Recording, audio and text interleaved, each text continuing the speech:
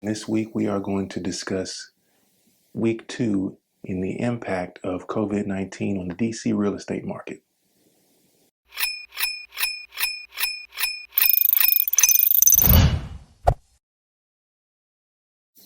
Welcome back. I'm Cedric Stewart, team leader at Entourage RG of Keller Williams Capital Properties.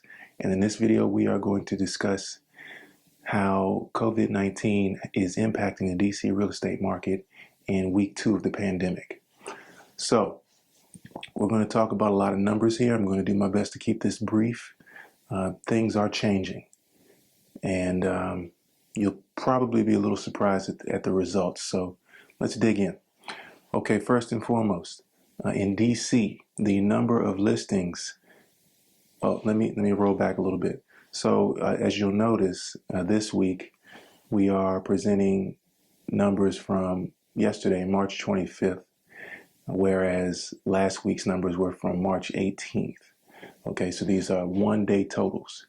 I've taken an additional day this week as a bit of an experiment to see what the trajectory is like over an 8-day time span. And maybe next week we'll roll it back to the Tuesday to see what the week-over-week numbers are exactly. We are seeing some trends developing now, and I'm sure we'll continue to see numbers slide in one particular manner. But we gave it an extra day because the news is changing daily, almost hourly, right? So I just took a little extra time this week to see how things were looking. So again, these numbers are from March 25th, yesterday, March 25th. And then after that, I'm going to discuss what the overall picture is looking like right now. Okay, so as of yesterday, the number of listings in DC was 64. The number of homes under contract is 13. And the number of closings is 30. Now, for your reference, we did create a video last week, as I mentioned. Feel free to go back and check that video out. We'll leave a link in the description so that you can compare the exact numbers for each jurisdiction as they relate to last week versus this week. All right, so Montgomery County, number of listings is 92. Number of homes under contract is 23, and the number of closings is 54. In Prince George's County, yesterday 60 listings went up, 22 went under contract, and 12 closed. Last but not least, in Northern Virginia, 138 listings went active, 20 homes went under contract, and 58 homes closed. Now, the total for the Washington metropolitan area over this time span on yesterday is 373 listings. Now, that is 24% more listings than the same time 8 days ago for a one-day total. That is 24% higher. The amount of homes under contract was 81. That is 51.8% lower. And the number of closings was 160. That is 5.6% lower. So let's dig into this a little bit. The numbers that are really important here and what you're going to continue to see move in a particular direction that we should pay attention to is the number of homes under contract. Now, why is that? So we see that the number of listings is way up, right? Nearly 25%.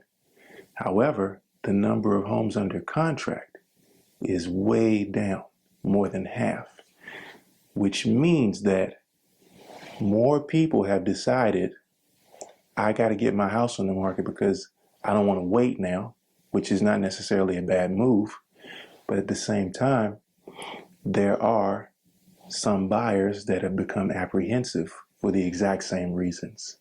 Now, life circumstances are individual, so we cannot tell anyone what they should do. We cannot make that decision for you. However, we do encourage you to take the appropriate action. If you can afford to and it makes sense, then move forward. And if it does not, wait. But I think that we'll continue to see some very specific changes here. When it comes to closings, that's only down 5%. Now, that number is one that we don't expect major changes in until maybe another 2 to 4 weeks, because those decisions are being made right now. And you know that the Washington metropolitan area cycle for closing is about 30 days. So we won't really see what the impact of today's news, yesterday's news, last week's news is for really another 2 to 4 weeks. But again, with the homes under contract and the homes that have gone on the market having such a large disparity, what we really need to be mindful of what the best decision is moving forward, because we are now having more listings available in some jurisdictions. However, there aren't as many of those people taking advantage of them, whereas there has been an existing shortage of good homes that are going under contract. Now, this comes with some complexities, because just because we have more homes that are going on the market, that doesn't mean there are more good homes. And the issue has been that there have been a shortage of good homes being available in the metropolis.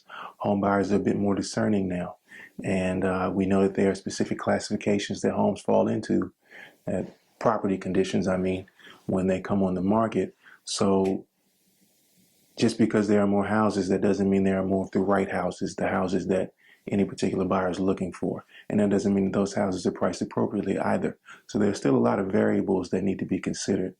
But there are people buying. In one day, 81 people put homes under contract.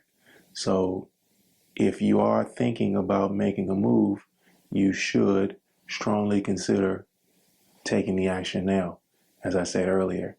And for buyers, maybe one of those extra 73 listings, that extra 25%, maybe one of those is the right home for you.